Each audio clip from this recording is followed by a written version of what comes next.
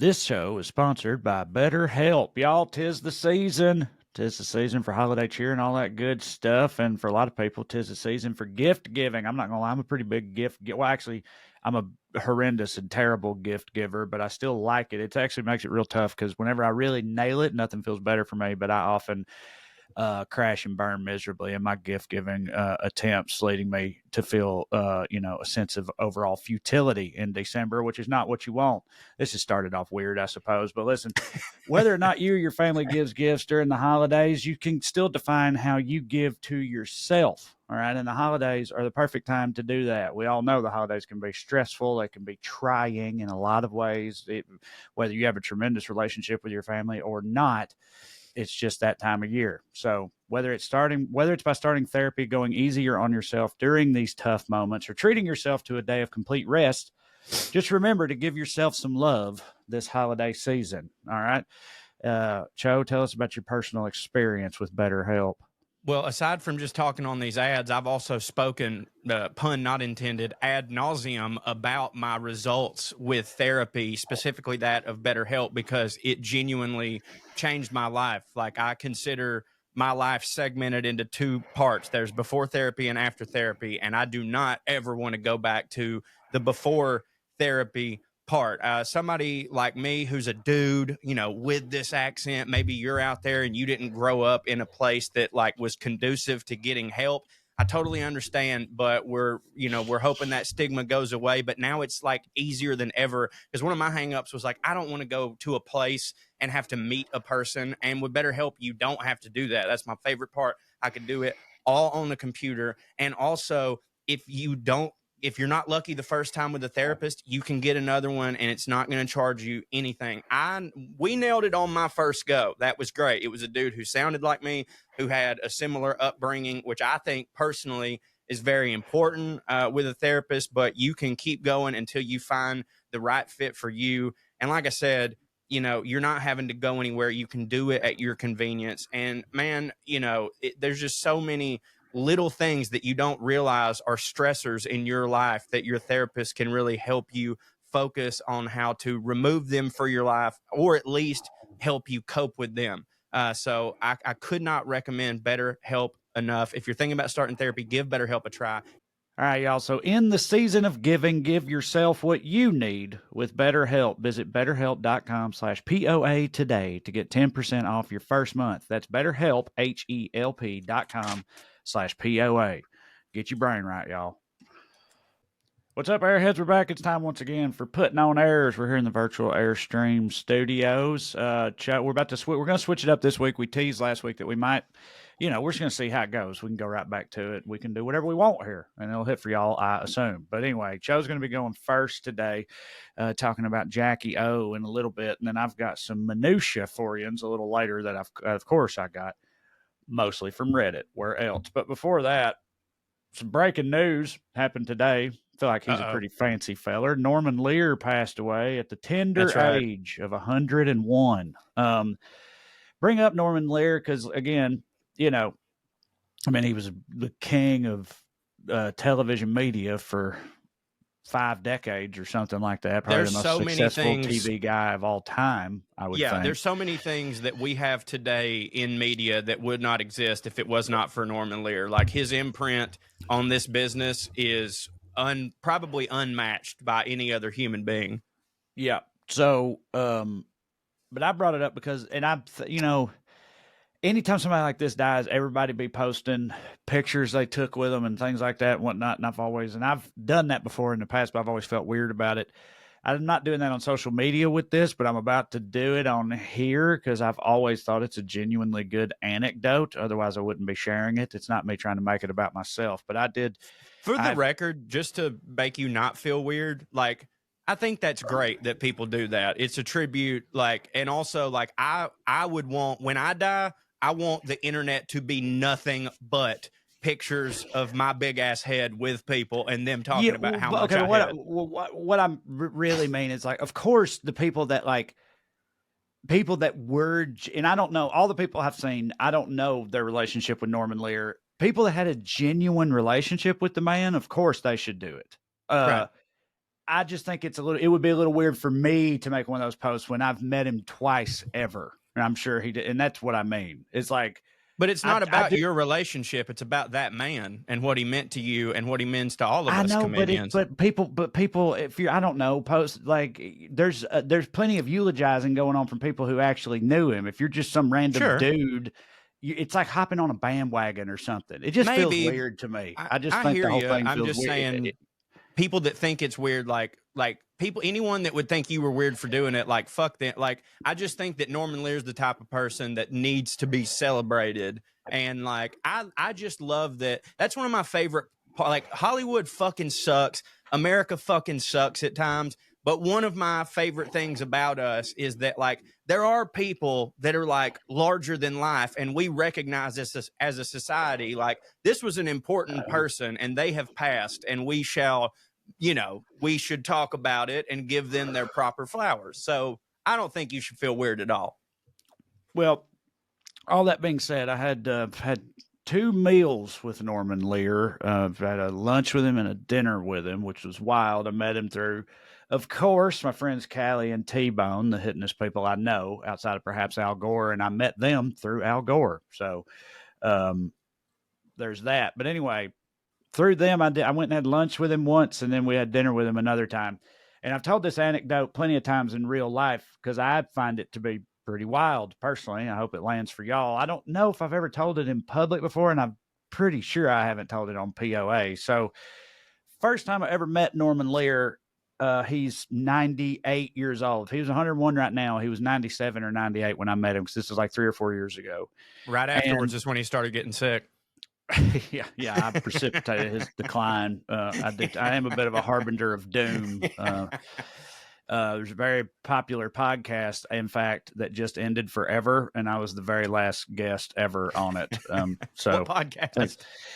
I don't. It's called Abe Lincoln's Top Hat. It was on. Yeah, they're not doing it anymore. Bummer.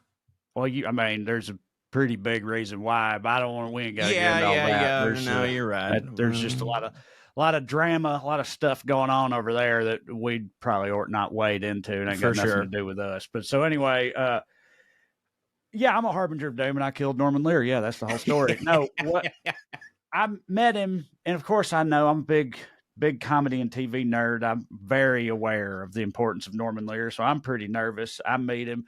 I have no idea how much. I said this is 3 or 4 years ago. This is more like 5 or 6 years ago, and that is important. It'll be relevant in a minute. I have no idea how much Callie and T-Bone told him about me before I got there. I don't know if he just met me, heard my accent, where he from, Tennessee, whatever, if that's all he knew, or if Callie and T-Bone had told him a little bit more, like, oh yeah, he's like this, progressive hillbilly. I have no idea how much information he had, but all I do know is I met him, talked to him for max 10, 15 minutes, and then he pitches me his idea for what he thinks a hitting TV show for me would be, right? Which, first of all, that's just rad by itself. It's awesome. Like, that's just what he does. Like, that's just how his brain, speaks. You know what I mean? It's like, you're right. He like meets a new person, immediately starts thinking like, what kind of TV show could I make around this guy? Like, right? we're accused all the time of, like, as comedians, like, we talk in bits, even if it's not an established bit, but like immediately we start forming whatever conversation into a bit. And he's so much more complex that all of his conversations end up being one sheets for how to do a television show. And so I guess he was doing that to me and talking to me, and he pitches me his idea for what he thinks would be a hitting TV show for me to be in. And the show he pitched me was almost word for word exactly the Righteous Gemstones, at least a year or more before the Righteous Gemstones ever came out or was announced publicly. Like, it was not a thing at the time. It was probably in pre-production or something, but it wasn't a public thing. Nobody knew about it. I'd never heard about it. And for the record, I'm not implying that anybody on either side took the idea. Oh, of course not. All I'm saying is that's how hidden of an idea it clearly was that he came up with off the top of his head. Cause he's like, you got a brother, maybe a couple of brothers. You guys are the sons of this, like, this massive televangelist preacher who's huge in the South, but there's like a sibling rivalry. He goes into this whole thing, and it was basically just the Righteous Gemstones, but before the Righteous Gemstones was created. So I'm saying obvious home run out of the park idea Yeah, he had 98 off years the old. dome at lunch at 98 years old after talking to me for 10 minutes or whatever. That is how Norman Lear was, which I think is pretty wild. He's a one of one type dude, you know, as far, you know, and I consider Mel Brooks that in comedy cinema. Norman Lear was 100% that in sitcoms. Like he changed the fucking game. Like a lot of people really don't understand how wild and how groundbreaking All in the Family was. Like, right. Like it's just such a thing that was always there for us now. But like, dude, at the time, for someone, because like at that time, all of television was just like, we want to make people happy and for our advertisers to sell toothpaste, right? We're not really trying to make any type of social commentary. We're not trying to divide anyone. And here comes Norman Lear with like, I think I know how to do it, but in a way that a lot of people won't even know that's how I'm doing it. So it'll hit for a lot of people on so many different levels. And Archie Bunker and Meathead's relationship is one of the most important relationships in television history, all because of this man who I don't know if anybody called him this. Surely they did. King Lear. Yeah, King Lear. It does. You would think you would have heard that more. It does seem so obvious. But I just realized something else because I might come across to people. I want to make it clear. This was an informal thing just at a lunch. I don't want people getting the impression that he was actually pitching to me, hey, let's do this. Let's do it. Yeah. Because I don't want people because I don't want people thinking that I was like, no, I'm good. Because that is not what happened. It was just him just like spitballing, saying like, here's the thing you should try. He wasn't saying, let's do this together or nothing. Just because later you auditioned for that show and they made a great decision of not casting you and instead casting Tony Cavalier. Well, I mean, to be fair, that's also, yes, a couple years later when Righteous Gemstones became a thing, I did audition for the role of Adam Devine's best friend character. And I just did it super old boy, just like dumb redneck character guy, which I felt was like pretty much how he was written from the way I interpreted it. And also that audition I thought went pretty good. I had him cracking up in the room and stuff. It felt just like goes to show hit. And I was like, and in my head, I was like, well, I'm actually kind of right for that. And I think that was a good audition. All right, we'll see. Nothing.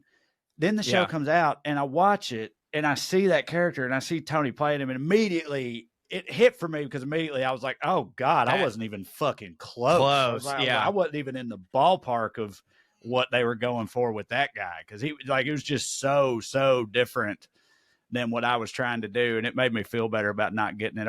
Well, I don't know. He probably don't want me to say that. But we know somebody else who's also auditioned for that show like multiple times now and hasn't gotten onto it, and it's like begun to piss him off. I auditioned for it once, and I was going to be Eli's nephew, and it was like at the time, I'm sure looking back, I'd be like, oh God, that was horrible. But at the time, I was like, you really crushed. You know, at that, I worked on it with our buddy Earl, and then I saw who they got to play that, and I was like, yeah, I wasn't even close.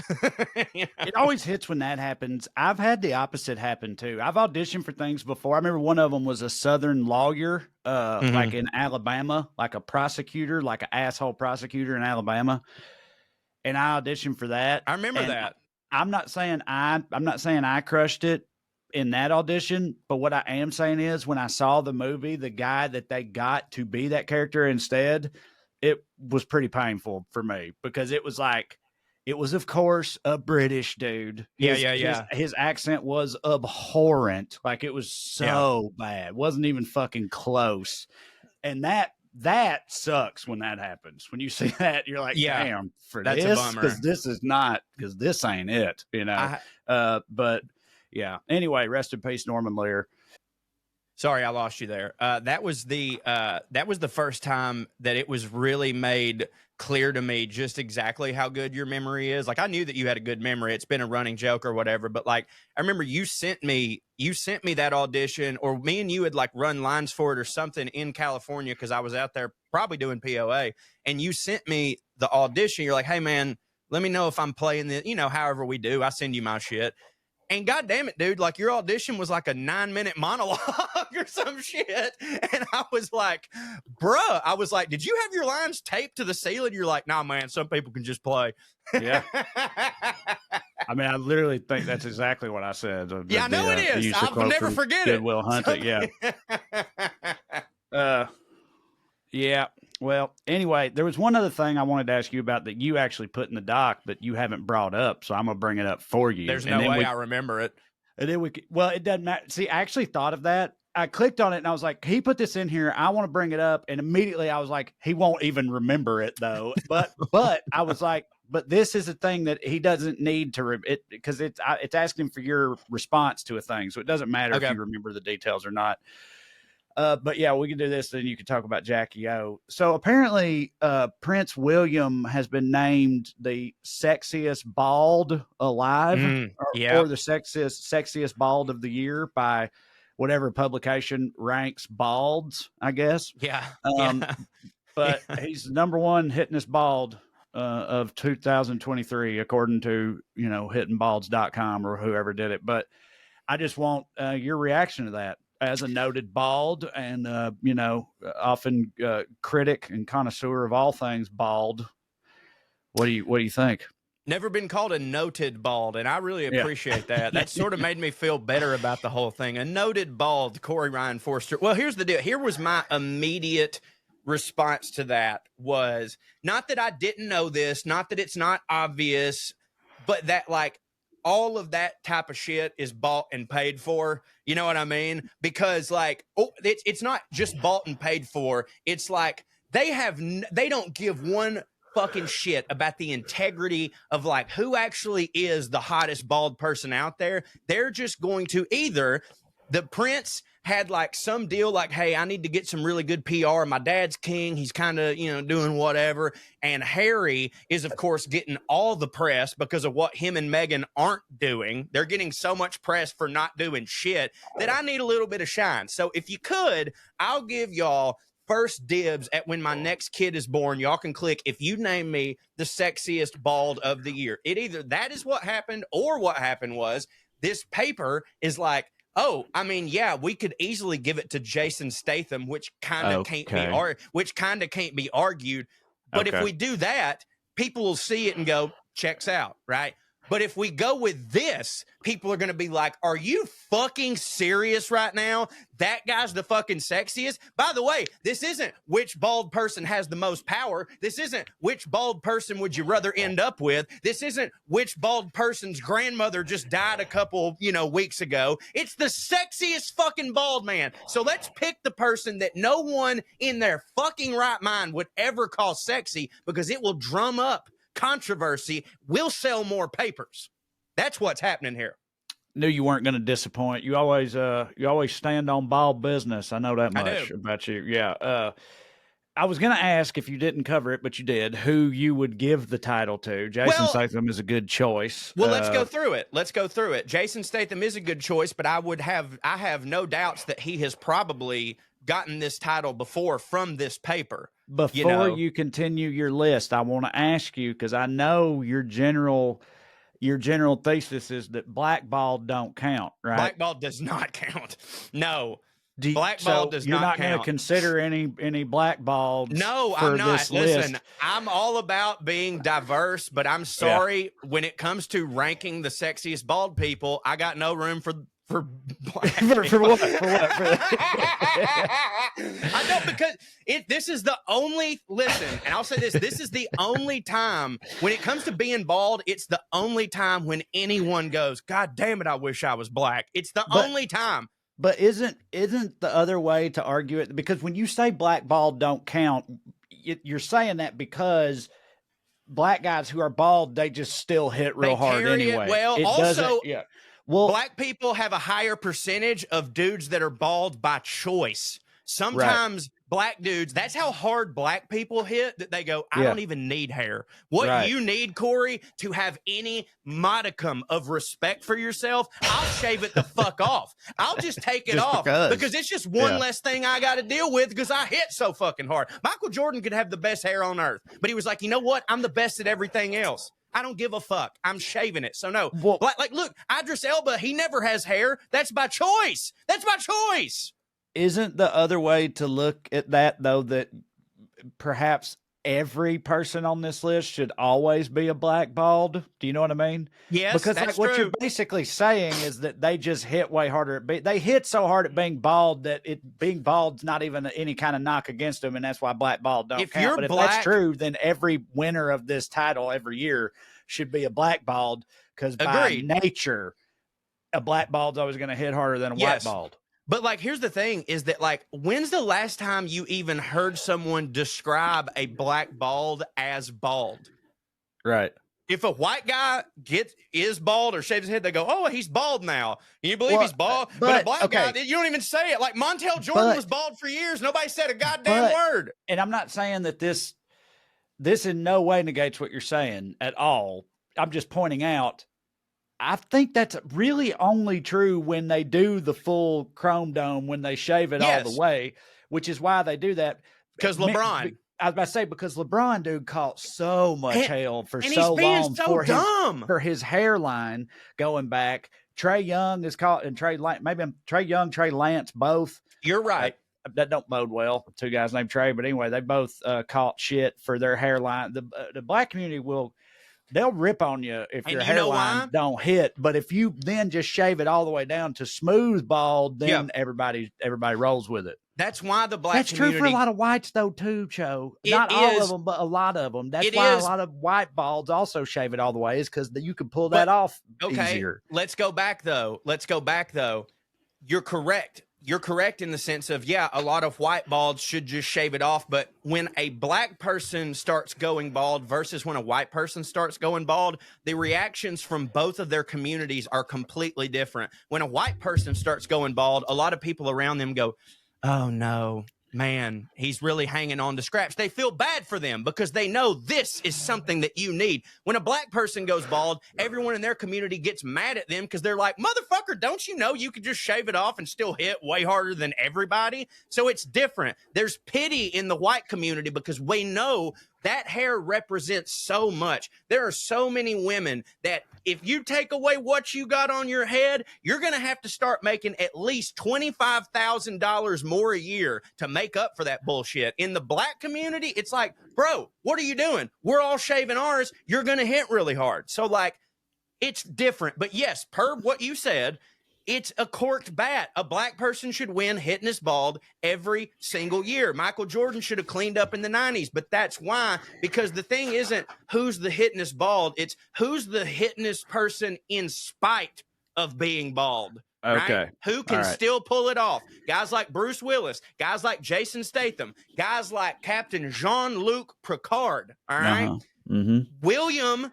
And dude, Jean-Luc he's Picard, not- Patrick Stewart, man, Unreal. He's the best bald. He was horseshoe bald a With lot the of tuft. the times, like not always, because when you shave all the way and you're making that hit, whatever, that's one thing. But like he had the sides and the back for a big portion of his Yep. bald career, Yep. and still pulled that off. That's almost impossible to do. I agree. feel like. I agree. Which is what William is doing too. He hasn't completely committed to the smooth bald. Like he's still got, which I do respect a little bit. I'm like, okay, you're still out there. Hey, but can I tell you something right now? And I mean this. I'm not doing a bit.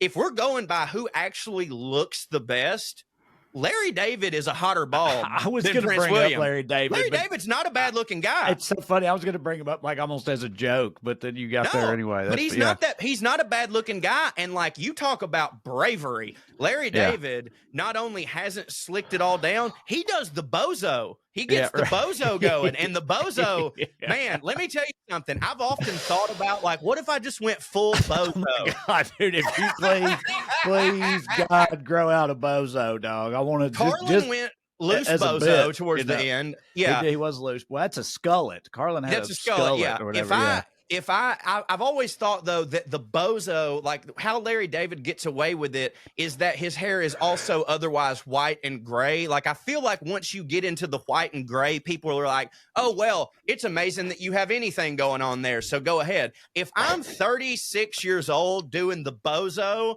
and my hair is just, you know, kind of reddish brown, like I'll be bozo. If you're going to do the bozo, you can't also look like bozo. You know what I'm saying? I want you to like make a comedic rap song called Doing the Bozo. Doing the bozo? And you grow that hair out and like, honking your nose and dancing around with that clown hair and stuff in the video. That would hit for me very hard. I was just going to say, who's your hitting is bald? I mean, I guess it's Jason Statham. He's so hot. It's hard. Yeah, right. It's hard to argue against that. William, you covered this. I was just going to say, to be fair to him, like he was. It's really a teeny bopper heartthrob. It's really a testament to one of your primary arguments about the curse that is going bald. He's really kind of exhibit A, because like. You've been saying this whole time, like, he don't hit, nobody'd say he's sexy or whatever. But like, dude, when we were kids, we were younger, he was like the hottest thing on earth. Right. Now, of course, part of it is that he's a princess, but princess. Part of it is that he's a literal prince. That's part of it. But go back and look at them pictures of him when he was like 21 and 22, he whatever. Was better looking for sure. I mean, my God. He wasn't just like, but he was like insanely good looking when he was younger. And now he bald. And, can I tell you something about his face? Can I tell you something about his face, Trae? Yeah. It's the same face. It's the exact same face. Okay? So, do you want to walk back some of your bullshit you've been saying to me? Like, the best that I can fucking hope for in my life and in my career is that one day some magazine has pity on me and goes, you know what? He don't hit. But all things considering, not that bad. You know what I mean? Not that bad. That's what that award is. All things considering, not that bad. Yeah. But I mean, dude, if you, the future king, you know, I get like, I get him not shaving it. I get him, like you said, I kind of respect it too. Cause it's like, he's like, fuck it. I'm still I'm still the future king. What's funny in a way is that like bald takes on many forms and conforms to many attitudes. Like sometimes when someone is bald, like me, for instance, and I haven't shaved my head in quite a while, but I always wear a hat, so it's not really that big a deal. But mainly it's just because every time I get time to do it, my son is taking a nap and I can't use I don't want to wake him up. So like some people, like me, when I let it go and I'm ring bald with the tuft, I look like a comic book store owner. I look unkempt. I look like, look at this trashy piece of shit. You know what I mean? But then you've got guys like William, and then you've got guys like who have the exact same thing going on as me, but they're a professor at Harvard and they wear a tweed jacket. So that kind of bald looks distinguished in a way. Whereas the complete shaved head, people go, it's not distinguished. That's a choice. You know what I mean? You look futuristic, right? But like there's several balds throughout history who for some reason, it almost looks like that guy, he works and thinks so hard that his hair couldn't keep up and it fell out of his head. You know what I mean? But whereas me, again, though, they're like, that guy shouldn't be within 200 feet of an elementary school. Yeah. Or a woman. I always think you just look, sort of woman slappy kind of. Yeah. Oh, I do. You know? I look like Hard Arn Anderson. Hard Arn Anderson. Yeah. Right. All right. Yeah. Well, I knew that would hit, getting you to talk about the purported hittingest bald on earth. But now let's talk about Jackie Onassis. That's right. Onassis. That's right. Jackie Kennedy Onassis, or Jackie O. And by the way, Trae, you know what? Actually, I don't know if you did this already because I lost you for a second. We need to throw to a break, and then I will be right back right after this talking about Jacqueline Bouvier Kennedy Onassis, JBKO. Y'all, our new sponsor is SongFinch. And let me tell y'all, this is one of the greatest experiences I have had, we have collectively had in our lives. And I'm so excited for y'all to hear the final product. Basically, what SongFinch does is they have a huge team of artists who will create an original song for you, and we had them do it for Putting on Airs, and I'm about to let y'all listen to it. It's absolutely amazing. So is there someone extraordinary in your life and you want to tell them how special they are to you, but you can't quite find the words to capture your feelings? Guess what? SongFinch can do it. Don't get generic gifts that are just, create clutter around the house. This is a unique gift that you need to get someone this holiday season, a professionally recorded song just for them, baby.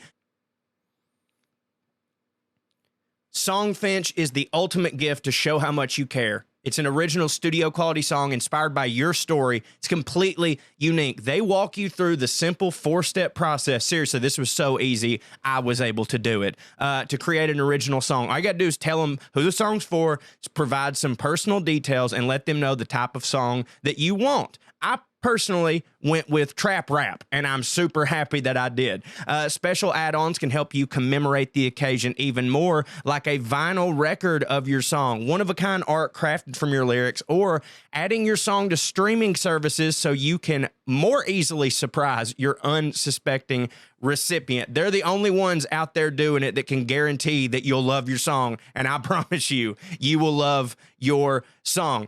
For a limited time, SongFinch is letting our listeners upload their song on Spotify for free so you can listen to your favorite song anywhere you go. Go to songfinch.com/POA and start your song. After you purchase, you'll be prompted to add Spotify streaming for your original song for free. That's a $50 value. This offer is only available for our listeners using our special URL, songfinch.com/POA. That's songfinch.com/POA. And be sure to share your songs with us, y'all. And hey, listen, if nothing I've just said has convinced you to do this, I now present you one of Putting on Air's new theme songs that was gifted to us from our friends at SongFinch. This is absolutely amazing. Y'all are going to love it. Here it is.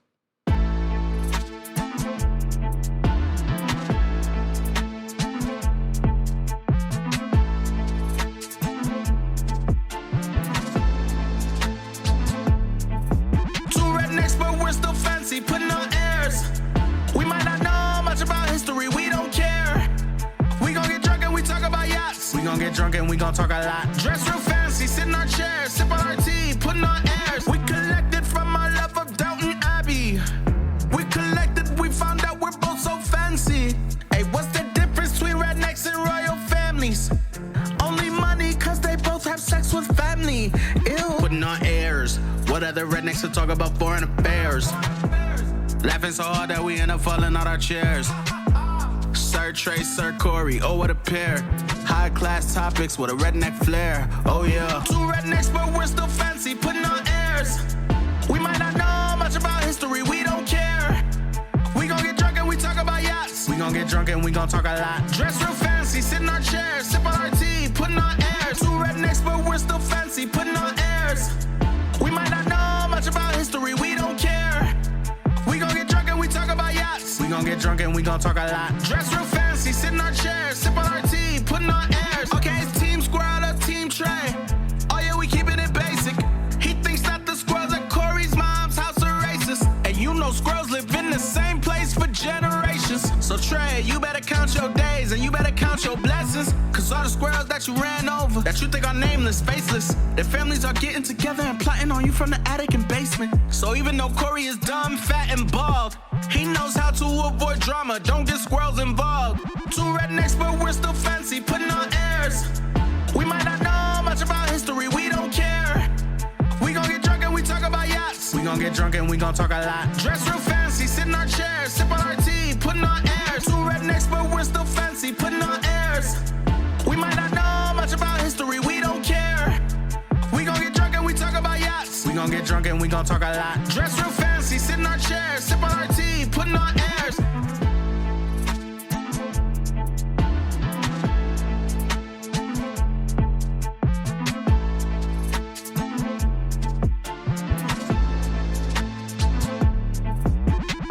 Songfinch.com/POA. Do it to it. Amazing stuff. And now back to the show.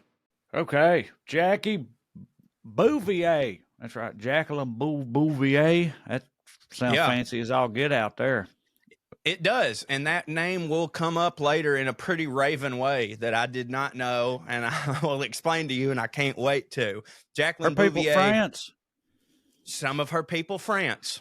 Yeah. Some of her people, indeed, France. Yeah, I mean, you know, Bouvier, that had to be France. I mean, even if it was Louisiana, where's she from? She ain't from Louisiana, right? She is actually from she was born on the Upper East Side at an apartment. That's on what Park I thought. Avenue. That's what I thought. It makes that's what I'm saying. And if you ain't with a name like Bouvier, if you're not from Louisiana, then your people France. Right? Exactly. And actually, even if you are from Louisiana, your people France. But if you're from Louisiana, I don't count that the same as just having your people be France, because then you like Cajun. You know what I mean? Cajun Louisianan is a whole different thing than just, my people France. You know what I'm saying? That's how much Cajun people hit, actually, is that they have ties to France, but our papas still like them. And yes, everybody's like, well, no, they don't. Let's not. Yeah, all French are pussies, except for the people in Bayou-la-Batterie. Except for Beauregard. Yeah, right. Yeah, they're fine.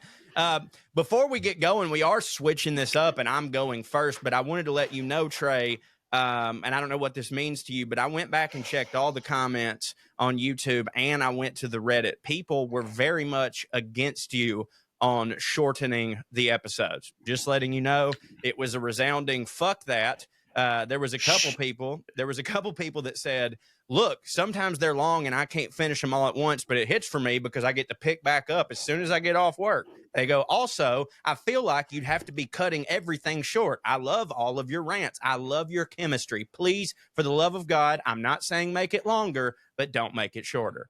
Well, I didn't say to make it shorter either. I just think that I wasn't saying to make it shorter. Well, this is all based on when you thought that I was about to do a 4-hour episode, and I told you I just didn't know what fucking time it was. Well, that's also making it longer. I was saying all that in response to the notion of making it much longer, and I was saying I don't think we should do that. I wasn't saying to make it shorter than I never said we should do that. Anyways, the people have spoken.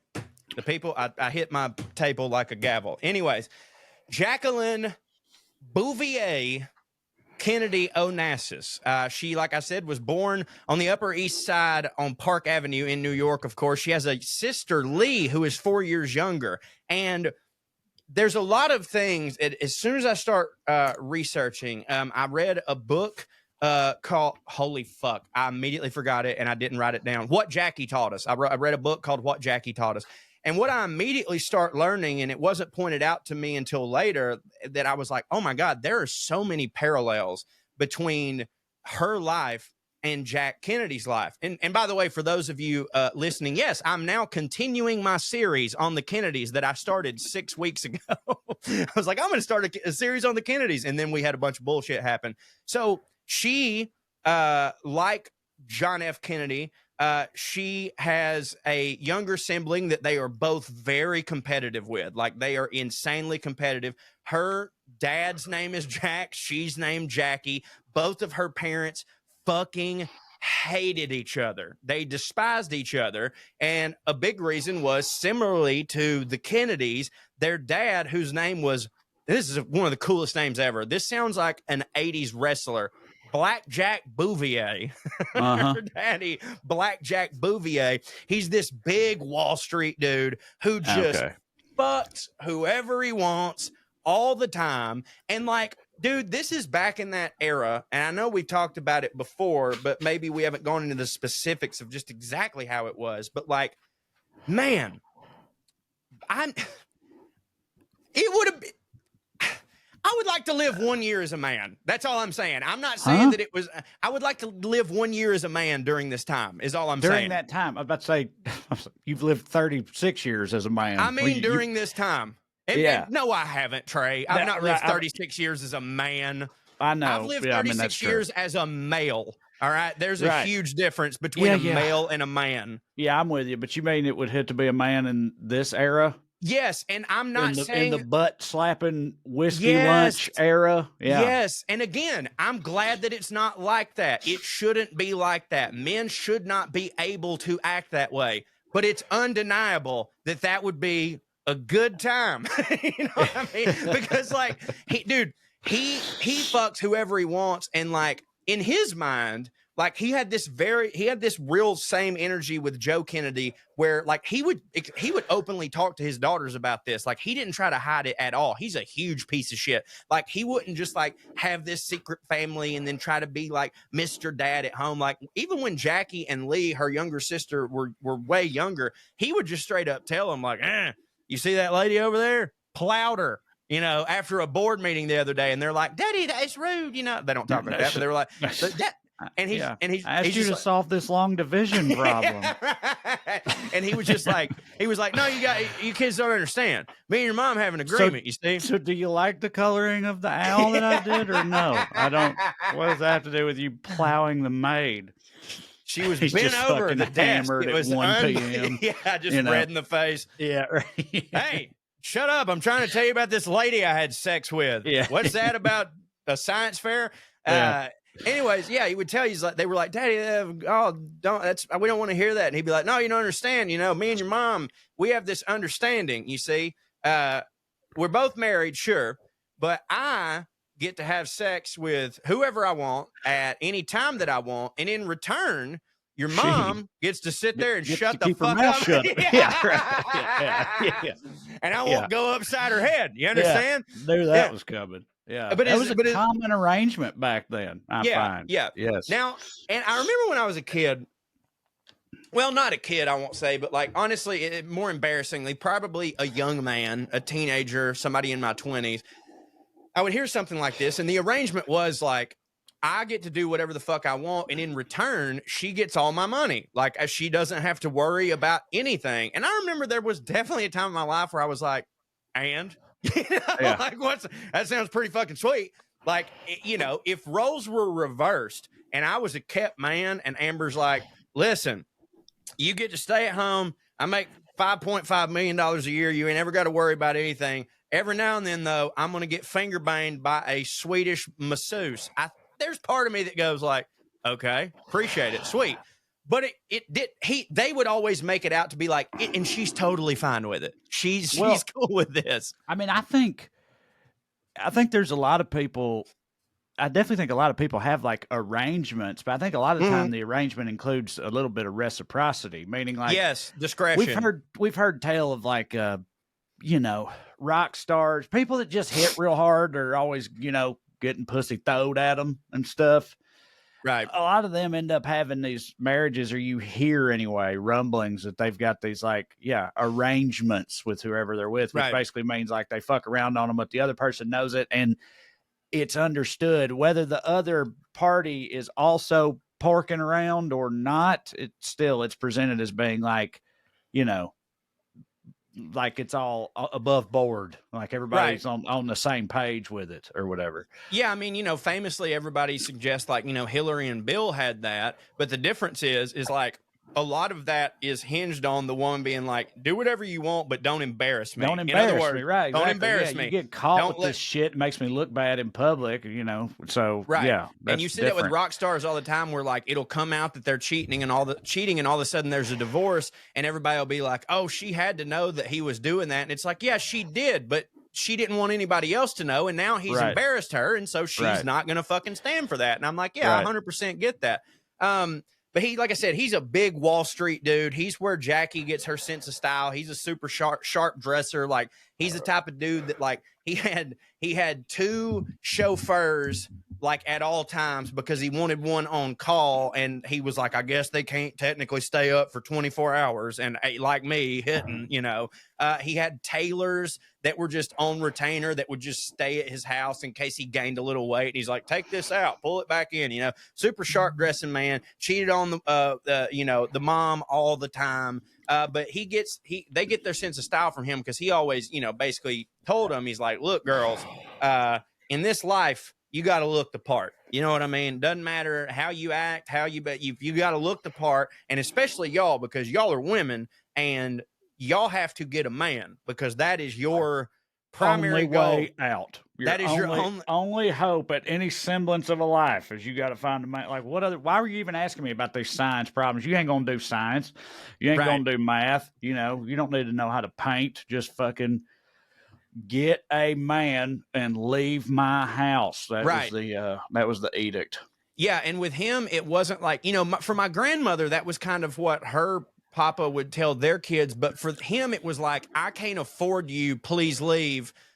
Get a man. But for him, like, he was a super rich dude, so it was more of that, like we've talked about before, where it's like, I want to expand my empire, so you can't just get with some piece of shit. I need to get you to get with someone who hits, so that my bloodline can expand, my empire can expand, all that stuff. Well, he is one of the people who lost a shit ton of money on Wall Street whenever the Great Depression, the crash happened. He had made some bad decisions.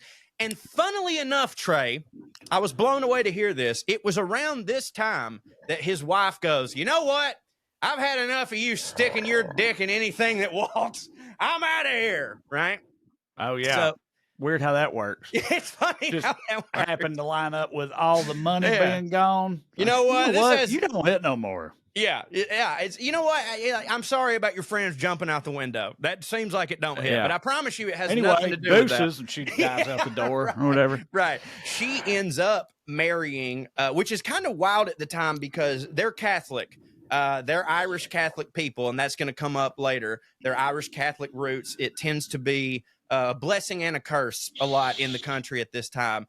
But like, not only because we've talked about this a million times, divorce is not something like it's super still recent that divorce doesn't have a huge stigma, and it still kind of does, but it's just like we're talking up until like the 50s and 60s, dude. Like you didn't do it. It's not a thing that you did. Like you just stayed married and hated each other and just did whatever you wanted to do. But even more so in like the Catholic families, like, because dude, Catholic motherfuckers would like kick you out of the church. Like you don't even get to be Catholic anymore. You know, like I remember when I was a kid, like growing up in a Baptist household, I won't say any of their names, but I had a buddy who their parents got divorced. The woman had ran around on him. Like he didn't do nothing wrong. He didn't do a goddamn thing wrong. She ran around on him. Therefore they got divorced.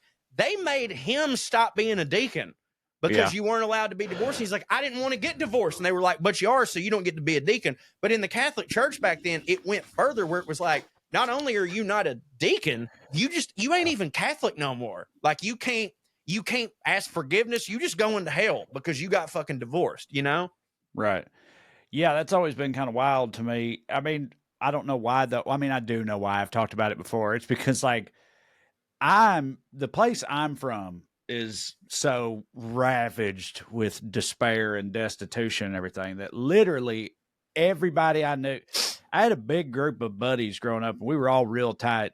I mean, there was a lot of us, I don't know, 8, 9 of us who were like close. One of those dudes had parents who were still married. Right. Everybody else I knew, everybody's parents were divorced that I knew on earth pretty much. It was such the opposite for us. It was the opposite for Katie too. And I'm saying like, you know, that's how poverty be. But by the way, so many of them are divorced now. You know what I mean? Like now that their kids are grown, like so many of them finally got divorced. But it was like stay together for the kids was like beaten into everyone so much. Yeah, now in Salina, everybody was just like, fuck these kids, I guess. Right. But anyway. What's going to be different about their lives? If we Yeah, literally nothing. In fact, they're probably better off if we don't keep up this charade, which I don't always disagree with, by the way. Yeah, I'm about to say, like, my parents would like flirt with getting back together every now and then when me and Paige were still kids or at home. And like, anytime that would happen, I would be like, I'd come home and like my mom would be at the house and I'd be like, what is this? Don't hit. I'd be like, this ain't like, please don't do this, you know? And they used to like laugh. They're like, you're the only kids who doesn't want their parents to be together. It's like, yeah, well, y'all don't hit at the same time together. They don't like each other. But anyway, that's not just anecdotal evidence, by the way. That's science, you know? Well, that's how I grew up. And so like, I literally in my head, I was like, yeah, you get married, you get divorced, maybe you get married again. Like, I was just like, that's just how that worked. I never even really thought about it. It was just ingrained in me, and then like met Katie, and I remember that like first time that sort of came up, and so it became clear to me. It's like, oh, she don't plan on us getting divorced at all. Fuck, I've made a huge mistake. I was like, that's how I made a huge mistake. I know she's probably going to listen to this, but she knows this. We had this conversation, but yeah, it's like we just had two very different outlooks on marriage, and really, it's all there in the goddamn vows, till death do us part, and all this shit. Right. Like, it's supposed to be the version where you don't get divorced. Yeah. It's just I had a different outlook on it. Until I get tired of your shit, I do. Yeah, right.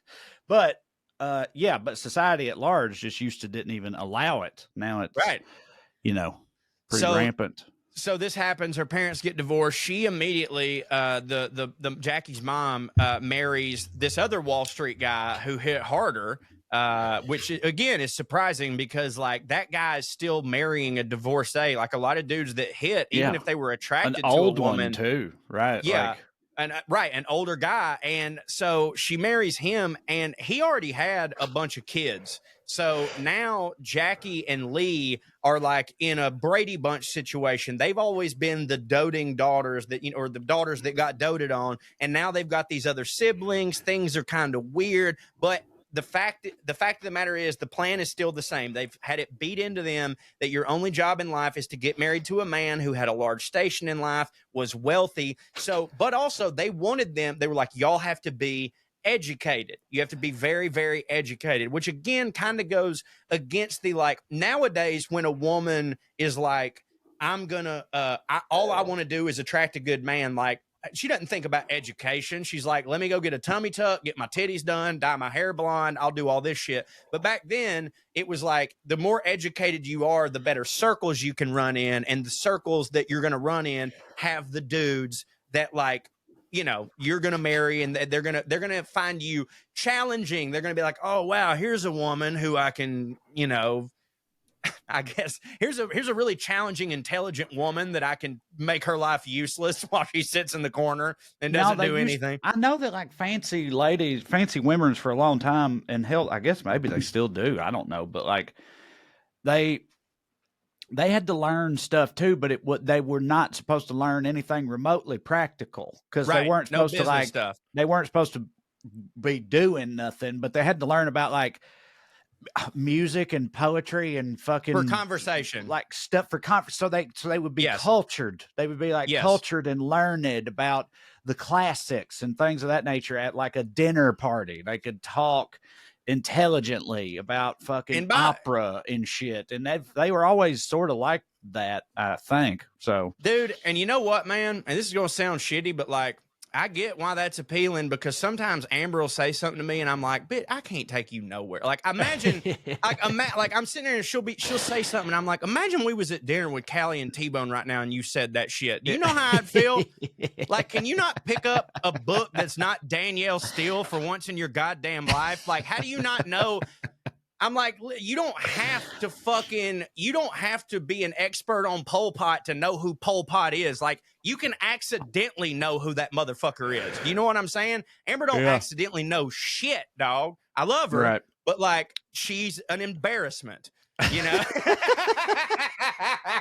kidding. Sure. I'm kidding. But I'm just saying, like, I'm jealous of people like Jackie O. Anyways, finding a man was difficult for them because of what I said earlier, which was that the America, like at least that class of America, was very snobby and prejudiced, not only against people who come from divorced family, but against Irish people. And she had Irish blood on both sides. And so, and she doesn't look like, if you see Jackie, she doesn't look Irish as fuck. I mean, she doesn't have like sweet nipples and red hair, potato nipples, they call them, I think is what it is. Oh, okay. Right. Them pretty eraser head nipples that all the Irish boast about. She's got, she looks more, I don't know, Polish, sort of. She kind of does look Greek. I don't know. Like, she's brown haired. She looks a little bit more exotic. Regardless, though, she's Irish, and everybody's like, oh, the Irish fucking drunks. They don't Yeah. hit. But they start going to debutante balls, which I think we've discussed a little bit on this show, how believe wild so. of a goddamn thing that is. Like, Yep. I know what they are, and I knew that they were like, oh, the debutante, which means to debut, you know. But like the way that they talked about it in the book that I read, and also this History Channel documentary on Jackie Onassis, the way that they described it was so wild. I'd never really heard it put this way before, but they were like, you know, Jackie didn't do well this season, so she had to do all this so that next season she could come back. And I was like, holy shit, it's like sports. You know what I mean? And it's like a draft class, right? Yeah. Except for you can, like, you get drafted every year, and like she wasn't really doing well, but a lot of it was because like Jackie was a very independent thinking person that didn't really give a fuck about all this stuff. Whereas her sister Lee, who I mentioned was like super competitive with her, like she was all about it. She's like, I'm gonna get married quicker than Jackie, right? So she does. She's 4 years of junior. She gets married to this guy named Michael Canfield, who is rumored to be the illegitimate son of the Duke of Kent. So in Lee's mind, she's like, I'm winning the fucking race. Jackie, around this time, was engaged to this dude who was on Wall Street, but she broke it off because she realized, like, I just don't really care for that life. That's not something that I want to do. I kind of want to work for myself, which is like heresy for a woman to say at this time. So she actually became a photojournalist and had her own newspaper column. Did you know that? No, I had no idea. Sure did. Later on in life, 50s. That's pretty early. Yeah, or late 40s, 50s. Something Yeah, like that. late 40s, early 50s. She's got a newspaper column, and was like pretty popular. Like did well, you know, interviewed people, which is actually how she meets John F. Kennedy. But they weren't really head over heels in love with each other. What really happened was she meets Jack and she meets Joe, his dad, at the same time. And Joe is infatuated with Jackie. She's unlike any other of these, you know, probably in his words, skanks that John has brought home, because like his immediate thought on her was like, they invite her over to the Kennedy household Camelot or whatever it is. And like their family had a really bad way of like, you know, sort of interrogating anyone who was not in the family to sort of try to like figure out what they were about. They would shit on them, see if they're tough enough. And Jackie apparently, like, she just didn't take none of their shit. Like, she was just like, hey, you know what? You don't like it? Fuck you. And Joe was just like, this is the one. This is the one for you.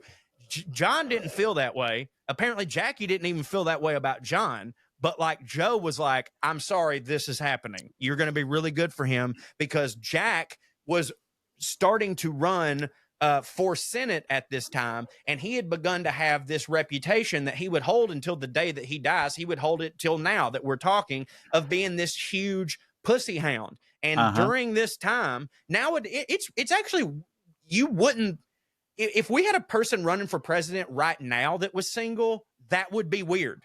It would be weird now. You know what I mean? Back then, dude, you definitely couldn't. Yeah, no. Well, actually, though, one of them, Garfield. Was it Garfield? I was going to say think Garfield was single. I knew they're definitely one of them fellers from way back meaning like early 1900s or somewhere around in there was a bachelor, lifelong bachelor, which is super weird. It is weird. I think it was, I want to say it was still in the 1800s. And I've always thought to myself, like, well, that's because we were still figuring out what a candidate looked like. You know, things were different. You know, maybe he'd been with a lady and she got shot, you know, whatever. But like, at least in the time that John's James running. Buchanan was the only president who never married. When was he president? I mean, right before the Civil War. That's how much it didn't hit, having an unmarried guy in the White House. Right. He fucked tore it the all country up. apart. But by the time, so I, you know, and I don't know, I wasn't alive during the 1800s or 1700s. And I know that politicians are always politicians, but like Jack is coming of age. And during that era of politics, it's the TV era. You know, that's a huge different thing. Like Buchanan, the only thing people knew about him was what was written about him, right? Well, John's coming up in the TV era, so it's a type of politician that has to be even more polished, even more put together, and presented as some sort of like Hollywood's idea of a politician. And in Joe's mind, you're never going to get there if you're single. People need to know that you're stable, that you can, that someone can stand you. And that, but also I think there's definitely another element of it that like I just looked this up because I thought he did. Alec Baldwin's character in The Departed talks about He does. if you want to get ahead, why it's important to be married, and he says People know you're not a fag. Yeah, he said marriage is an important part of getting ahead. Lets people know you're not a homo. Married guy seems more stable. People see the ring, they think at least somebody can stand this son of a bitch. That's right. Ladies see the ring, they know immediately you must have some cash or your cock must work. So yeah, it's just like the prevailing wisdom. I think that like not it's funny, being I didn't gay even think part of it was huge. Like, I think was a huge part of it. Was huge. Then. It's like, funny. I didn't even. I've seen that movie a million times, and I didn't realize that everything I was saying was based purely on what Alec Baldwin had said. Which so much of my life is. It just is. You know, that's like well, that's true. It's a good quote because that is how people look at it. You know. Yeah.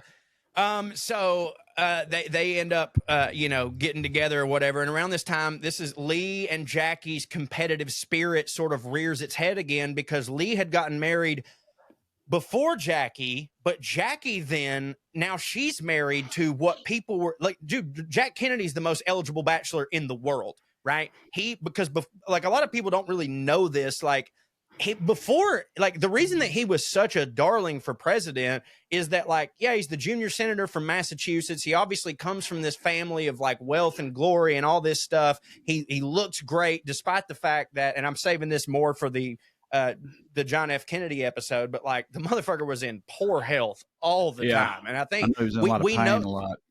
Yeah, and like I did know that, but in my findings, it's worse than you'd think. And I'll save it for the John F. Kennedy episode, but like it's even worse than you'd think. But he's the most eligible bachelor in the world because all of what I just said, but he'd also written a bestseller in Profiles in Courage, which also he got the Pulitzer Prize for it. We're talking before he's the president. He wins the Pulitzer Prize writing this book, Profiles in Courage. So Lee is like, God damn it, somehow Jackie has bested me again. So Lee and her Wall Street husband, they had moved to London around this time, and they're having a really super posh life. Like they're living near Buckingham Palace. They're invited to all this aristocratic stuff, but she's just like, he don't hit. So she starts fucking this Polish prince who was like 20 years older than her. Like, that's, I'll show him. So that's what's going on in her life. When Jackie and Jack first got together, she had a ton of miscarriages. I'm not sure if a lot of people know that, but she had a bunch of miscarriages. It was very important, obviously, that they immediately start having kids, not only because like, they're Irish Catholic, that's what you got to do, but like family, a sense of security. That's a very big political thing, but she's having all these miscarriages. And like, I know that John F. Kennedy is not the hero that America has panned him out to be. I've always been at least a kind of a fan because I was like, well, listen, I just assume that every president sucks. So I go for the one who I think sucks the least, or at least like, while they were sucking, they meant something. They tried to do some good things. But apparently all these miscarriages, he's letting her have just like totally on her own. He's out on a boat, just having sex with ladies. After her third miscarriage, which she'd been like super depressed about all of them, like they phone him to tell him on a boat, like, hey, she had another miscarriage. You're not having a kid. And he was quoted as going, oh, so I guess my trip's over now. Always something. Always something. Goddamn. But it's also now speculated, and this is sort of kind of goes back to a thing we were talking about with Henry VIII, when, these women are having these pregnancy troubles and it's always blamed on them, but actually it's the men. It's speculated that the reason that she had all these miscarriages is because John F. Kennedy had given her chlamydia, and that she'd had chlamydia this whole time. And therefore, you can't have a kid You'll have that, Right. Do all that boat porking like he was doing, Right. And none of, like, the thing is, as I was talking about earlier with her dad, Blackjack Bouvier, with John F. Kennedy's dad, Joe Kennedy, none of his philandering ways was kept a secret from Jackie. She knew that, like, this was how he was. Her main thing, again, as we talked about earlier, was don't embarrass me. Don't get caught. You know what I'm saying? Because, like, her dad had told her a million times, like, look, this is just the things that dudes do. and your mom's going to get the money, and you're going to get all this glory because he's going to be president. So you got to compromise. So in 1960, John F. Kennedy, he wins the Democratic Party's nomination to become president. Youngest dude to ever get the nomination. We all know he goes on to be the youngest president ever. Jackie, actually not the youngest first lady, though, because that was, I want to say no, we said Garfield was the bachelor, right? No, or was Buchanan that Buchanan? was the bachelor. Yeah. Garfield's wife was only 21 when he got elected president. And of course, he was like 50. Yeah. So, and we all know that this was one of the most, at the time, definitely the most highly contested election of all time. I mean, John F. Kennedy beats Richard Nixon, who was the vice president at the time, by like a 0.5% margin or some shit like this. And when he's running, like in the campaign, and this is very surprising because of what would later happen and like who we now know Jackie O to be, or if it wasn't Jackie O then, but like Jackie, like we know her to be like, she was such a brand, you know, but at first they didn't have her front and center in the campaign because a lot of John Kennedy's advisors, they were like, she's too exotic, like she's too learned, she's too smart, she's too much of an intelligent, independent woman. The American women are not going to be able to relate to her. It's going to be a detriment. They're going to be like, look at this bitch that knows stuff, you know? I mean, well, that don't hit for them, you know? I mean, it reminds me of the petticoat affair, you know? Back then, like when it don't hit for them when you know, when some other woman comes in knowing stuff and looking good. No, that don't hit. Pisses them right off, but they don't like it. I'm not saying nowadays. I'm talking about only women in the past. Obviously, women today, youngs all get it, and for sure, are, you know, totally cool. You guys are cool. Sure, you rule, Katie, especially listening to this. But back then, that's just how women were. You know. Well, she eventually makes all of them aware of just how wrong they were because Jackie, yes, she was educated. She also, by the way, could speak several different languages, some of them fluently. But even if it wasn't fluent, like almost every single language that exists in America, she at least had a passing knowledge of like social language for them. So when Jack's on the campaign trail, if he's in Boston, she speaks Italian, right? If they're in any other, like if they're in the Texas, she can speak Spanish. She's at least saying hello to these people. And it really means a lot to these, you know, probable constituents. Like, oh my God, like she understands me. She's able to talk to me. It means a lot to them. Also, when she's in Louisiana, she was able to speak French because, as we've said, last name Bouvier. Remember when I said earlier that the Irish were discriminated against? Well, because of that, when Jack is running and everyone is wanting to find out more about Jackie, she doesn't mention her Irish roots, right? She doesn't mention any of that shit. Instead, what she talks about is her grandfather Bouvier's French and English roots and the fact that she had ties to Southern aristocracy, the higher-ups in the Confederacy, and people that owned slaves. Because apparently in the 60s, that was better than being Irish. Yeah. Well, I mean, dude, of course it was, especially if you campaign. Well, because he was a Democrat, Dixiecrat. The South was all Democrat at that time, and so you know, of course, it has to be like, you know, my papa used to run around with fucking Pork Chop McClellan or whoever, you know. But you know what's crazy about like him being a Democrat, and yes, all the South being Democrats at the time, and them being Dixiecrats, and like. We know that, like, you know, Lyndon B. Johnson would famously say of some of their policies, like, we've just lost the South for, you know, the next 60 years or whatever. But, like, they were starting to seem like Eva, by the way. Yeah, starting to seem like Eva, for sure. Yeah. But regardless, like, it is wild, though, to me, because he's, like, obviously he's the guy at the crux of that whole, like, when the party shifts. You know, like, it'd been changing a little bit just over time. But, like, John F. Kennedy himself is like heralded through history as a progressive candidate, even though the South was. It's because the Democrats were super hardcore, like regular workers' rights, working people, right? Like regular working people, which the South was filled with, but that did not include black people, Right. right? Which is why they still hit in the South. But like Republicans back then, they didn't give a fuck about black people either. It's just that Right. neither party was giving a fuck about black people. Right.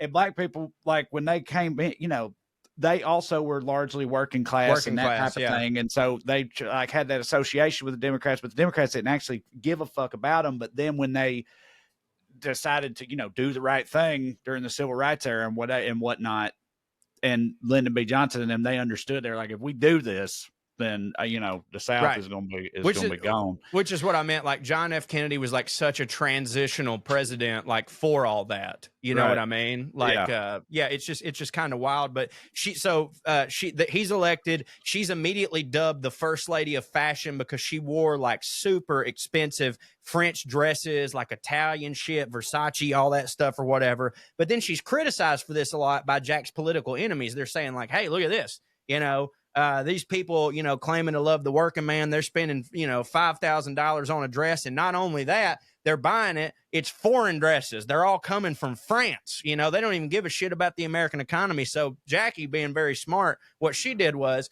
she hired this fashion designer from the United States who would get fabrics from France, but then technically make them like he was from over there, but he came over here. So he would make all of these things and she'd go, hey, this was made in America. I don't know what to tell you, which is pretty badass in my opinion. I mean, fuck all these people spending all that money, but like, it's kind of a nice fuck you. I did not know this at all. But, and maybe you did, but apparently shortly after Jackie and Jack are in the White House, her sister Lee, she starts not really giving a shit about this Polish prince that I had mentioned because he's getting old as fuck or whatever. And she starts having an affair with one Aristotle Onassis. Did you know this? No. I didn't know that either, because obviously we know, spoilers, that's who Jackie ends up being married to. But Lee apparently, and I guess that's her first, that's how she gets introduced to him, is he's fucking her sister. Small world.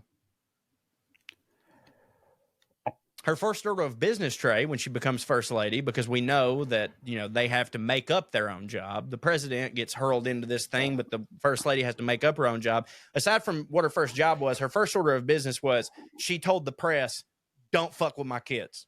All right? Listen to me. My kids are going to have a normal goddamn life, or as normal as is humanly possible for the president's kids to have. You are not to take pictures of them. If you do, you will be banned from the White House. We will get you fired. Your press credentials will be taken off. No pictures of my goddamn kids. Not only that, one of the first things she did was she set up a private school at the White House for her kids to have, like, they had a teacher, they had like a principal, they had all this stuff.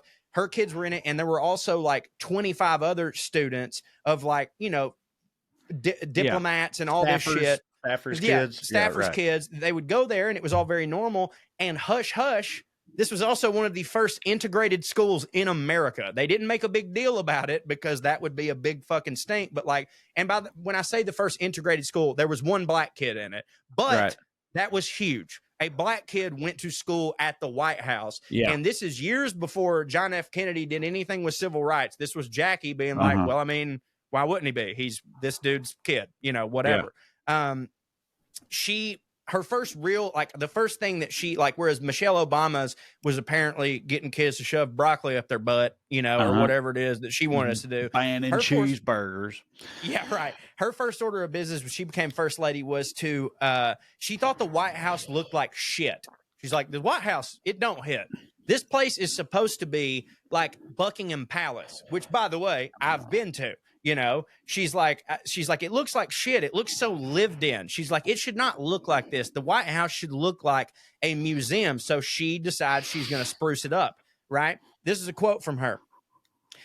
Every boy who comes here should see things that develop his sense of history. For the girls, the house should look beautiful and lived in. They should see what a fire in the fireplace and pretty flowers can do for a house. The White House room should give both a sense of all that. Everything in the White House must have a reason for being there. It would be sacrilege merely to redecorate it. That is a word that I hate. Instead of being redecorated, it must be restored. Right. So Okay. interestingly, she's like, the boys should learn history and the women should be like, see, can you see what happens when you make a house look nice? Isn't that good? That's what you should be doing, fixing shit up.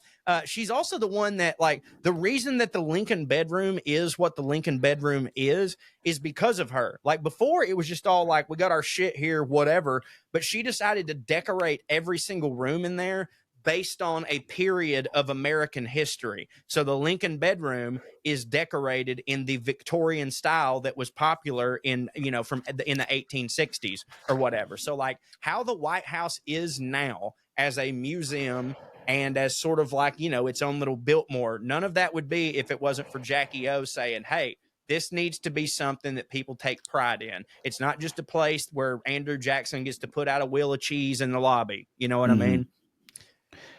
Well, that's pretty cool. It is cool. So then John F. Kennedy got shot. We all know how that went. And after he got assassinated, Jackie, she was going through grief. She moved back to New York. She's trying to focus on her kids. She ends up marrying Aristotle Onassis, who is a shipping magnate. This is when she becomes Jackie Onassis or Jackie O. By the way, no one in America wanted this to happen. Everyone was so fucking pissed. Like when Jackie gets married to him, it was like she was letting down the country because she was supposed to just be racked Jack's with grief widow for the rest of time. Yeah, right. Yeah.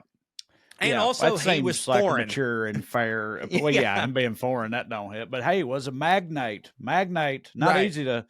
I have no idea how one goes about becoming a magnate, but I know they hit. I don't even know how magnets work. Right. I don't know how magnets or magnates work. Yeah. I have no idea. But yeah, basically that was it. They thought that like her duty was to be the national widow forever. And like by marrying Onassis, she was turning her back on the Kennedys, which by the way, financially she did, because by doing this, she lost the Kennedy Trust Fund.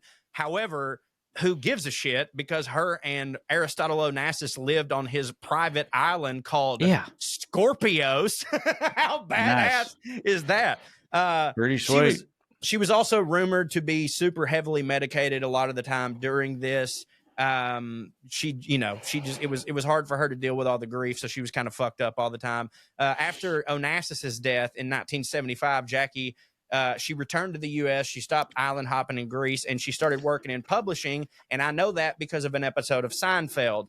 She died in 1994. I'm sorry that it ended there really abruptly, but when I got to this part of my research, my son shit himself and started crying, and so there you go. So that's Jackie O for me. All right, well that hits. Yeah, I didn't know. What she die from? Cancer, probably cancer. Yeah, probably cancer. Because she died in 1994. A broken heart. I'll tell you that much. Right? She didn't have decency. She was born in 1929, which means she's 9 years younger than my grandmother, and my grandmother died in 2016. So, like, Jackie O was I'd say it was cancer, probably lung cancer. 65. You know, they all smoke. She was 65 when she died. That ain't that old. Especially for someone with a lot of money and their access to healthcare and stuff. Yeah, it had to be cancer. Well, anyway, I got a couple of these things. I'll share a couple of these, and then I might save a couple for later. Again, I got this off of Reddit. It's about some of the dumbest shit that anybody's ever done. I say anybody, but like anybody throughout history that we hear about, generally speaking, these are people that are in fancy positions. These are presidents, prime ministers, or kings, or emperors, or generals. The only people you could hear about. Right, exactly. You don't ever hear about a peasant fucking up, right, that's why your bit was so great. Nobody gave a fuck, right? So I felt like it fits. So I'll give you a couple of them. Starting off, I said I was going to learn some China stuff. I still haven't really dove into that, but I've got an example of this from Chinese history. Chairman Mao. You know much about Chairman Mao? Oh, man. Just the basics. What everybody knows about Chairman Mao.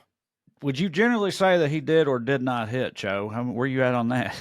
Oh, well, if I had to go out on a limb, I'd say he don't hit. No, he don't hit. No, most he don't. Chairmans, I don't care for him through history. Chairman Mao Zedong led to a whole bunch of people dying, his own people too, which is, always hits for everybody else just fine. You can kill as many of your own people as you want. But anyway, one of the ways that wasn't that the Eddie Izzard bit about Eddie Hitler? Izzard had a bit about that, yeah. It's like, yeah, Hitler killed the people next door. All stupid man. Yeah, right. So one of the ways in which he did that, admittedly, inadvertently, in 1959, he came to believe, or he had determined somehow, that sparrows were sparrows were eating up all their grain, right? All their crops that they were growing. So sparrows needed to be killed. So he put out an edict to everybody to kill all the sparrows in China. And I don't know how, sparrows, I don't know how many sparrows there are as compared to how many Chinese people, but if it's at all parallel, that's a shitload of sparrows, right? But, sure, yeah, all the sparrows in China. But anyway. And when was this? What year? The 50s, like the 1950s. Because I was wondering, I was like, I didn't know if guns were a thing yet. And I was like, fucking Ninja Star. I know that's Japan, but like, I didn't know what they were using. So it was a successful campaign. They killed most of the sparrows. Well, and the sparrows did eat grain, but the sparrows were not to blame for their larger grain problems. Those problems were actually caused by insect pests like locusts and things like that. The things that the sparrows ate. And the insects were primarily kept in check. in check at all by sparrows who ate them. Now that all the sparrows were gone, the insect population boomed out of control, ate all day grain. They had no food, and everybody died. Dude, it's so great how throughout history we only learn how the ecosystem works when we fuck it up. You know what I mean? Like killed 10 million people and like, well, that wasn't it. I guess we won't do that again. Yeah. It's like, that's my bad. Yeah, that's me. That's on me. Sorry about that. Tens of millions of people. A couple other instances of a similar thing. There was a city, and it doesn't say on here where. There's two examples. One of them during the British Raj, when Britain controlled India. It was called the British Raj. Yeah, you didn't know that? The R-A-J, the Raj. My Indian buddy's named Raj. That hits for me. That's funny. I have several Indian buddies, but one of them is named Raj. I don't know why it was called that, but yeah, the British Raj was like the term of for the like British regime in India. Well, it's wow that his name is Raj then. Yeah, it is. That almost seems like that would be insulting or something. Right. I would think, but I don't know. It'd be like my papaw naming me Hanoi Corey, or some shit like that. Right. Yes. But British Raj. Raj is the word for rule in Hindi, in Hindi. So he's a ruler. Raj means Raj leader. Just means rule or ruler. Okay. But it was called the British Raj because it was the term for British rule. Anyway, during the British Raj, the Brits, all them snakes they had didn't hit for them, right? All the Indian snakes? Yeah, especially the cobras. And the ones in the baskets? Yeah, cobra, yeah, right. Basket snakes are very frightful in nature. I don't care for those. I thought it was scones in there. You've seen the hoods they've got on them. They're unpleasant indeed. I don't care for those cobras. So they issued an edict for everybody to kill all the cobras, right? And they had a reward, like if you brought like a cobra head or whatever, you get a pittance for it. So what started happening was people started breeding a whole bunch of cobras. They had cobra farm, just a basket full of fucking cobras fucking and making baby cobras and stuff to then kill and go trade in for money.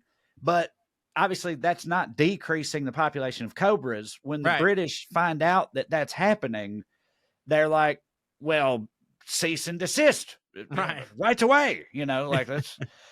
We must write another edict. Yeah, we need an edict to cancel the previous edict, and we need it very, very quickly. But so that's what they did. But when they canceled said edict and the program went away, everybody just opened up their baskets of snakes and just let them all go. Yeah, of course. Why wouldn't you? What are you gonna do? What are you gonna do with all these fucking snakes now that you didn't get no money for killing them anymore? So they just let them all go. So they actually greatly increased the population of venomous snakes in India at the time. And the exact same thing happened another time in history, but with rats in like a medieval Less European scary, city. more gross. Yes, You but know, the exact same thing. People started breeding rats. Literally the exact same story, but just with rats instead of snakes. But yeah, same thing. how do they not see this shit coming? You I know, don't like know. we're Again, we're gonna give all these fucking people their derelict. You know, they don't have anything. Here's some money if you bring us these things. Like you're gonna make more of those things. So I liked this one. This is another a good story of somebody fucking around and finding out from history. In the late 70s and early 80s, New Zealand had a prime minister named Robert Muldoon, right? Robert Muldoon. Robert Muldoon, yeah. But which you may recognize, Robert Muldoon is the name of actually what was one of my favorite characters from Jurassic Park when I was a kid. He's the clever girl, that guy. The dude, the hunter. Yeah. His name was Robert Muldoon. Not Clever related, girl. obviously, but this totally different Robert Muldoon. And this one largely did not hit. He was like controversial, but he was a big populist, anti-establishment, kind of drained the swampy sort of in New Zealand in the late 70s, early 80s, right? Loud mouth, brash, all this stuff, and a bit of a drunk, right? So he was controversial. And I think he had a couple of terms. He was going to run again. And they have a rule in New Zealand, or at least they did, where the sitting prime minister can just call for an election anytime they want to. Right. Like why would they, like if they don't want to be the prime minister anymore? I guess maybe it's for like if they decide it's time for them to retire or resign or something, then they can call for an election, something like that. But anyway, the sitting prime minister could call for an election anytime they want to. So, dude, we should do that. In 1984, dude, American presidents would just never do it. Of course they wouldn't, but like I don't know. Like it would hit if like Biden, like if he like beat that Trump, would be and then awesome. right after that, Biden was like, "Hey, let's just run it back because I'm ready to go to the House anyway." And then we had a whole different election.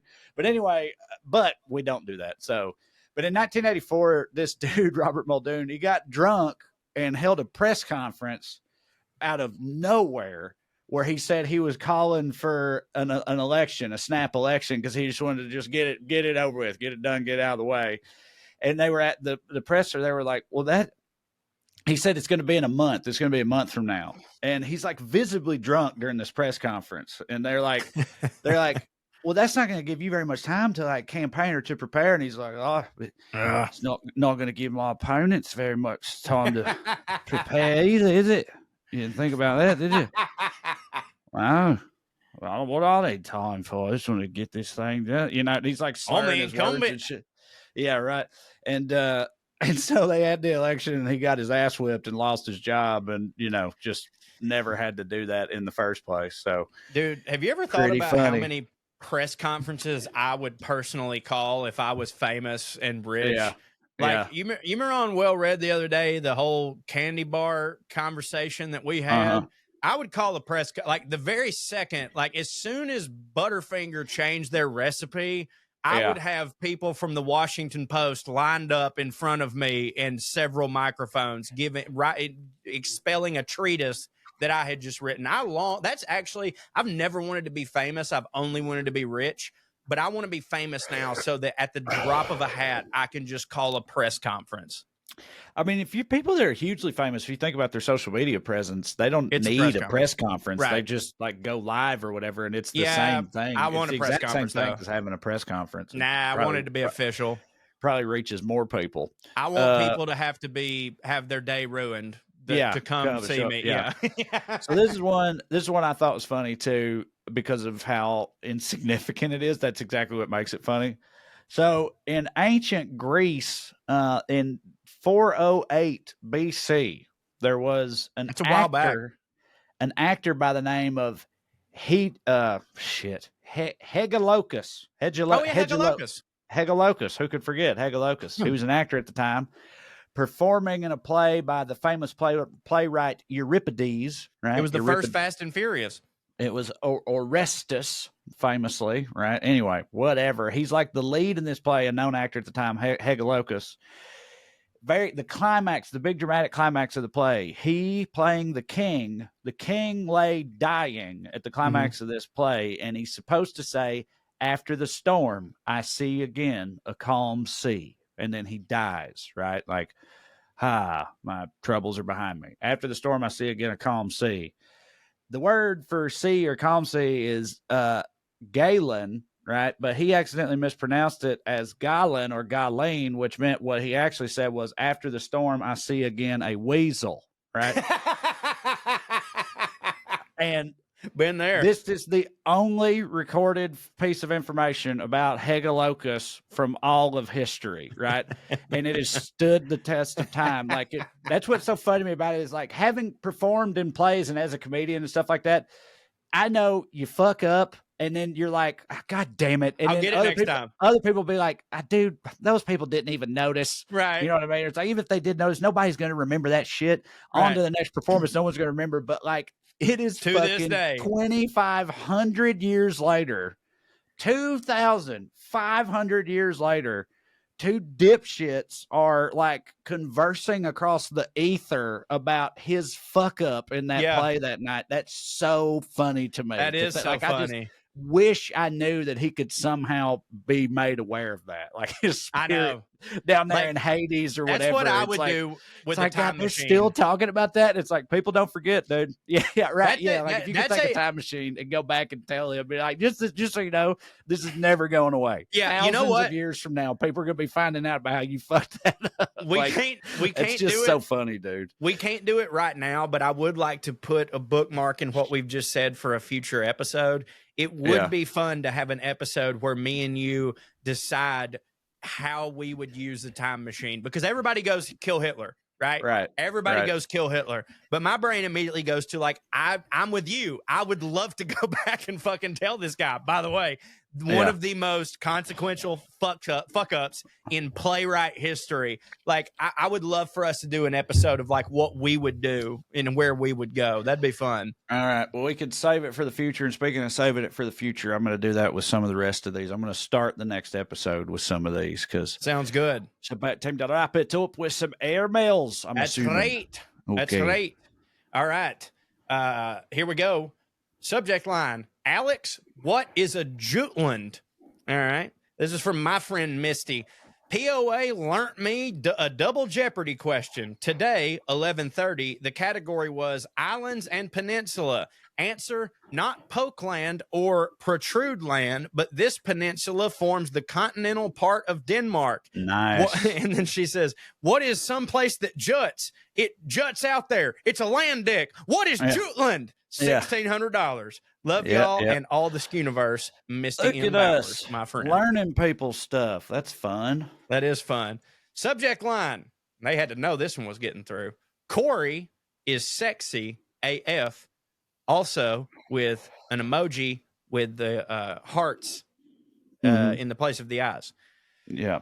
Classic. Listen here, bucko. Enough with the self-deprecating comments, humorous or otherwise, and not just here, but all across the Skuniverse. You are positively darling, smart, thoughtful, compassionate, empathetic, modest, genuine, well-written, and super funny with a positively adorable and infectious smile. So what if you don't have great hair like Trae or a rockin' bod like Mark? No offense to the rest of the crew, but nothing is more attractive than a 100% top shelf, fantastic human, which you definitely are. If I met y'all at a party, Corey is unquestionably the one I'd be swooning over. Obviously, your awesome wife would agree. She would not.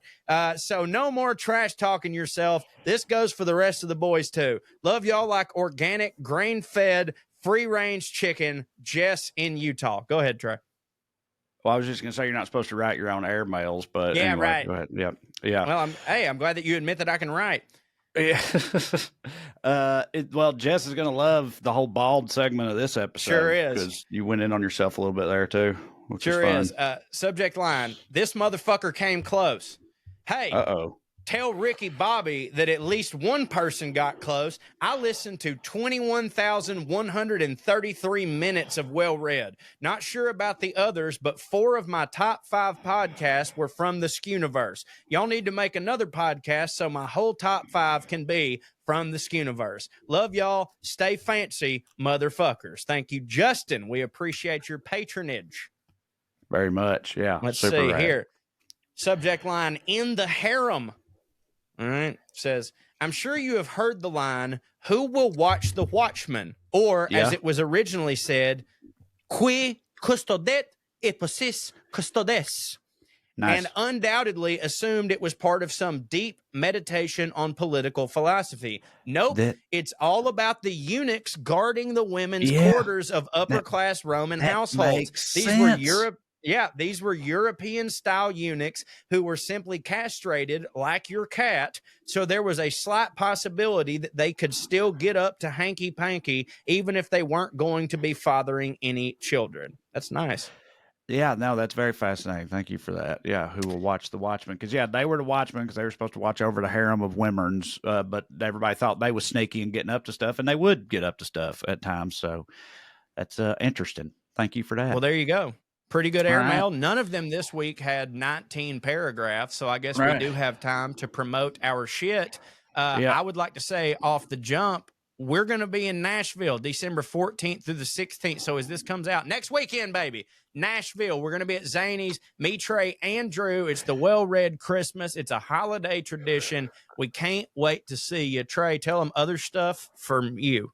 Yeah, I'll be tonight and tomorrow. I was there last night too, but it's too late for that. I'll be at the Grove Comedy Club in Lowell, Arkansas. Y'all know where that is if you're in the Northwest Arkansas area. So come and see me. TraeCrowder.com. Look at all my 2024 dates. Come and see us at Zany's if y'all are fellow Tennesseans of mine. And then, just see us on the road and check out our book around here and over yonder. That'll do it for me. Appreciate you. Yeah, and listen to all the podcasts in the Skewniverse, as our buddy was mentioning. Trae's got weekly skews every Tuesday night with Smart Mark AG. It's a live stream that you can get on all of Trae's pages, but it also comes out in podcast form for you to listen to at your leisure. We've got the Well Read podcast announcing right now that my podcast, Through the Screen Door, is coming back. So there, you can add that. And next year, all top 5 of your podcasts will be in the Skewniverse. Also, go to bonuscorey.com, which will be the de facto Patreon for Through the Screen Door. There you can get all my bonus stuff, my audio dramas, all that good shit. But seriously, come see us in Nashville if you're in the area. We love you. We'll see you later. And as always, stay fancy, motherfuckers. Skew. Here's Lydia Lovelace. 1, 2, 3, 4, 1, 2, 3, 4. Royalty and rednecks are alike. They both like cutting and picking fights. Biscuits and baked beans where they don't belong.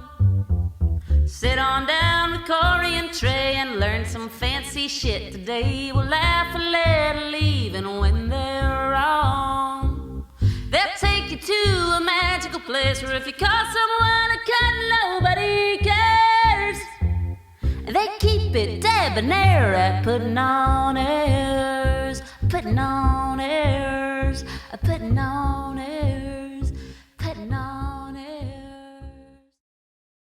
NMLS number 65084, equal housing lender. Woo! As an adult, don't we all miss spring break? Nothing like taking a week off from all your responsibilities. Well, here's the next best thing for adults, a spring break from house payments. SaveWithConrad.com can help you get rid of all your credit card debt, just like that. We're routinely helping our listeners save $5, $6, $7, even $800 a month. And you don't need perfect credit or money out of your pocket to do this, but check this out, no house payments for 2 months at SaveWithConrad.com.